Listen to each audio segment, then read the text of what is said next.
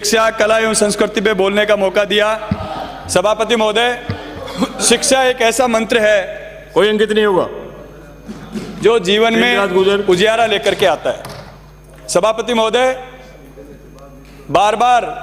हर बार हम जब भारतीय जनता पार्टी के लोगों से सुनते हैं कि इस देश में 70 साल में क्या हुआ। सभापति महोदय, आप गांव में किसी 80 साल के 90 साल के बुजुर्ग के पास अगर कभी बैठ के बात करो तो पता चलता है कि इस देश में पिछले 70 साल में शिक्षा में कितने नवाचार हुए। जिस देश में 20-20, 50-50 किलोमीटर में स्कूलें नहीं हुआ करती थी, यूनिवर्सिटी नहीं हुआ करती थी, कॉलेजें नहीं हुआ करती थी, आज 70 साल में हमारी कांग्रेस पार्टी ने, हमारी सरकारों ने जो नवाचार शिक्षा में किए वो देखने लायक है। सभापति महोदय, एक समय हुआ करता था जब गांव में बच्चे को सेकंड ग्रेड फर्स्ट डिवीजन आता था, पूरे गांव में उसका हल्ला मचता था। आज हमारे गांव के बच्चे, ढाणियों के बच्चे, गरीब का, किसान का बेटा मेरिट में आ रहा है, 90% नंबर लेके आ रहा है, 99% नंबर लेकर के आ रहा है। ये किसने किया? ये क्या 7 साल में मोदी जी ने किया? आप बताइए, कोई नया इंस्टीट्यूट, ये IIT कौन लेके आया? IIM कौन लेके आए? ये यूनिवर्सिटी कौन लेकर के आए? ये इंजीनियरिंग शिक्षा कौन लेके आए? ये हर जिले पे मेडिकल कॉलेज जो आज हमारे राजस्थान सरकार ने खोलने का काम किया है, ये किसने किया? सभापति महोदय, कहना बहुत आसान है लेकिन करना बहुत मुश्किल है। एक समय वो था कि जब इस देश के गरीब आदमी के पास, किसान के पास, मजदूर के पास खाने का अनाज नहीं हुआ करता था। ये हरित क्रांति इस देश में कौन लेकर के आया? श्रीमती इंदिरा गांधी इस देश में हरित क्रांति लेकर के आई। इस देश में जो नवाचार शिक्षा के मामले में हुए, आज हमारे यहाँ का पढ़ा हुआ स्टूडेंट विदेशों में भी जो नाम कमा रहे हैं, ये किसने किया? पिछले 7 साल में झूठ बोल करके इस देश पे राज किया, झूठ बोलने का काम किया, सिर्फ धर्म के नाम पे, जातियों के नाम पे लोगों को लड़ाने का काम किया। ऐसा कोई अच्छा काम नहीं किया जिसको लेकर के आज प्रचार करें। क्या जमाना बदला है? एक जमाने में जब चुनाव में लोग जाते थे, राजनीतिक लोग जाते थे, विकास की बातें करते थे कि हमारे क्षेत्र में ये विकास होगा, ये स्कूल खोलेंगे, कॉलेज खोलेंगे, यूनिवर्सिटी खोलेंगे। आज चुनाव में क्या बातें होती है? गाय की बात करते हैं, धर्म की बात करते हैं, जिहाद की बात करते हैं। सभापति महोदय, ये इस देश में जहर घोलने का काम कौन कर रहा है? इसको हम लोगों को समझना पड़ेगा। मैं धन्यवाद देता हूं हमारी सरकार को कि कांग्रेस पार्टी ने और हमारी सरकारों ने हमेशा इस देश में सामाजिक सौहार्द बढ़ाने का काम किया, प्यार प्रेम बढ़ाने का काम किया है, 36 कौम को, सभी धर्मों को एक मान करके इस देश को आगे बढ़ाने का काम किया है। सभापति महोदय, आज एक जमाना था कि जब गरीब का बच्चा, किसान का बच्चा अंग्रेजी मीडियम स्कूल में पढ़ने की बात नहीं करता था क्योंकि लाखों रुपए फीस लगती थी। आज अभी फलोदी से आने वाले माननीय सदस्य के मैं सुन रहा था, जिन शिक्षा मंत्री गोविंद डोटासरा जी की आप बात कर रहे हो, सभापति महोदय, यह उन्हीं की सोच का परिणाम था कि गरीब का बच्चा भी अंग्रेजी माध्यम विद्यालय में पढ़ना चाहिए। गरीब का बच्चा भी अंग्रेजी माध्यम विद्यालय में पढ़ रहा है, लाखों रुपए फीस देकर के वो बच्चा नहीं पढ़ सकता। लेकिन उस शिक्षक के बेटे, उस किसान के बेटे गोविंद डोटासरा जी की सोच थी कि आज गरीब का बच्चा भी अंग्रेजी माध्यम विद्यालय में पढ़ रहा है। लाइन लगी पड़ी है बच्चों के एडमिशन की, और उसी को देखते हुए जो लोकप्रियता हमारी इन स्कूलों की हुई, उसी को देखते हुए हमारी सरकार ने काफी संख्या में अंग्रेजी माध्यम विद्यालय के खोलने का काम किया है और आगे भी बजट में घोषणा की है। सभापति महोदय, पहली बार, मेरी भी उम्र 38 साल हुई है, पहली बार इतने संख्या में जो स्कूलें क्रमोन्नत हुई, 3800 के लगभग विद्यालय, जो सेकेंडरी विद्यालय, सीनियर सेकेंडरी स्कूलों में क्रमोन्नत करने का काम हमारी सरकार ने किया। सभापति महोदय, कांग्रेस पार्टी का एक इतिहास रहा है, सबको साथ लेकर के चलने का काम किया है, इस देश को बांटने का काम नहीं किया, आजादी दिलाने का काम इस देश में कांग्रेस पार्टी ने किया। आज इस देश को बांटने का काम किया जा रहा है, भाई भाई को लड़ाने का काम किया जा रहा है। पहले हिंदू मुस्लिम को लड़ाया जाता है, फिर दलित स्वर्ण को लड़ाने का काम किया जाता है, फिर ओबीसी के टुकड़े करने का काम किया जाता है। ये देश में जो जहर घोलने का काम आज किया जा रहा है, आने वाली पीढ़ियां इन लोगों को माफ नहीं करेंगी। सभापति महोदय, शिक्षा के ऊपर मैं एक बात जरूर हमारे मंत्री महोदय को कहना चाहूंगा कि आज जब भी सरकारें बदलती हैं, एक शिक्षक एक ऐसा पवित्र पेशा है कि सबको, कोई भी गरीब का बच्चा है, अमीर का बच्चा है, किसी भी पार्टी का बच्चा वहाँ पढ़ता है, वो अच्छी शिक्षा देने का काम करते हैं। लेकिन जब सरकारें बदलती हैं तो सबसे ज़्यादा चिंता शिक्षक के ऊपर होती है तबादले की।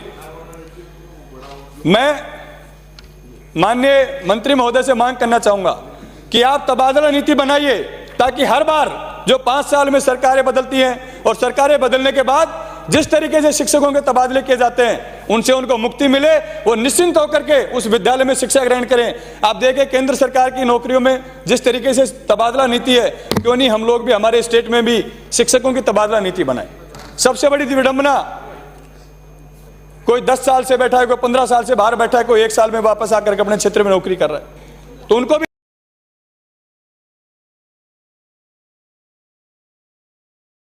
न्याय मिलना चाहिए। तबादला नीति बननी चाहिए।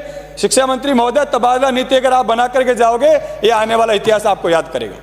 बार बार जो हर 5 साल में सरकारें बदलती हैं उस हिसाब से तबादले होते हैं, तो इन तबादलों से उनको मुक्ति मिलेगी। निश्चिंत होकर के वो शिक्षक आराम से उस विद्यालय में शिक्षा देने का काम करेगा।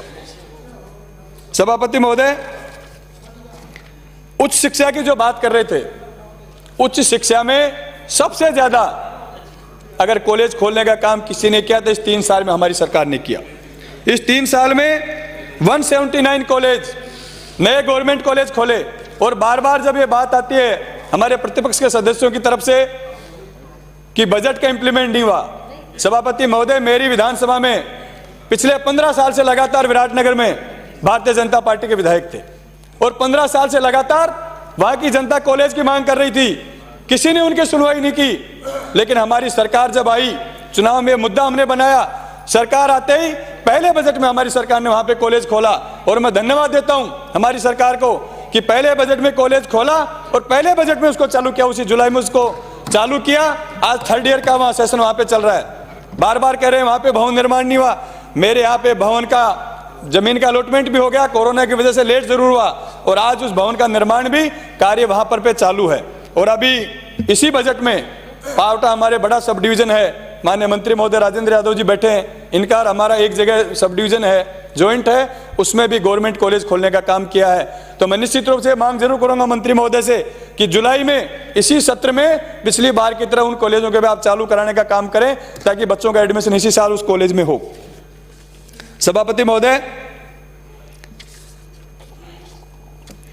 एक अभी बजट में हमारी जितनी सेकेंडरी स्कूलें थी, सभी सेकेंडरी स्कूलों को हायर सेकेंडरी स्कूलों में क्रमोन्नत कर दिया गया।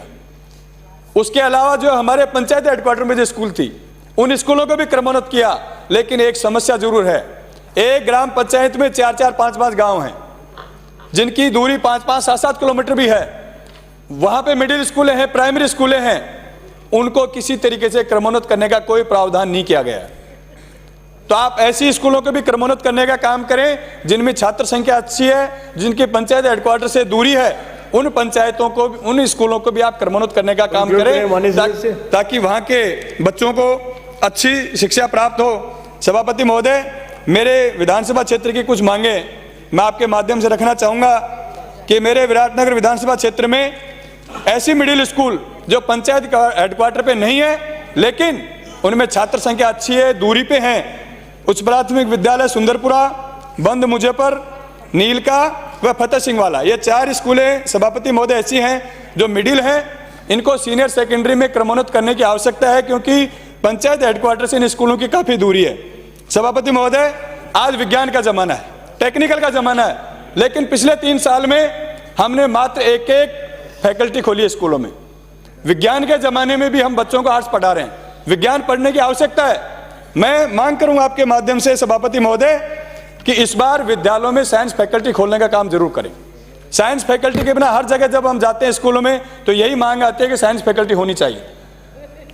मेरे विराटनगर विधानसभा क्षेत्र के उच्च प्राथमिक विद्यालय भाबरू, बड़नगर, बागावा सहिरान, गोविंदपुरा धाबाई व बाड़ी जोड़ी में अच्छी छात्र संख्या है। इन विद्यालयों में विज्ञान संकाय खोलने की मैं मांग करता हूं, ताकि वहां के बच्चे भी, गरीब के बच्चे भी, किसान के बच्चे भी विज्ञान पढ़ करके अच्छे डॉक्टर बने, इंजीनियर बने और इस देश दुनिया में अपना नाम रोशन करें। सभापति महोदय, इस तकनीकी युग में अगर हम लोग बच्चों को विज्ञान नहीं पढ़ाएंगे, पूरे विधानसभा क्षेत्र में मुश्किल से 2-2, 3-3 सब्जेक्ट स्कूलों में साइंस फैकल्टी है। क्यों नहीं हम ऐसा एक प्रावधान करें कि 4-4, 5-5 स्कूलों का समूह बना के उनमें एक एक विद्यालय में साइंस फैकल्टी खोलने का काम करें ताकि वहां के बच्चे भी पढ़ें। सभापति महोदय, मैं आपके माध्यम से मांग करता हूं कि मेरे विराटनगर विधानसभा क्षेत्र में जो नया महाविद्यालय पिछले 3 साल से संचालित है उसमें ओनली कला फैकल्टी चल रही है। तो मैं मांग करता हूं आपके माध्यम से कि उस महाविद्यालय को पीजी में क्रमोन्नत करें, क्योंकि आसपास में 30 किलोमीटर के रेंज में कोई भी महाविद्यालय नहीं है। पीजी में क्रमोन्नत करें और उसमें विज्ञान एवं वाणिज्य संकाय खोलने का काम करें ताकि वहां के बच्चे भी अच्छी शिक्षा प्राप्त कर सकें। आप सभापति महोदय, आपने मुझे बोलने का मौका दिया, धन्यवाद। सूर्यकांता व्यास।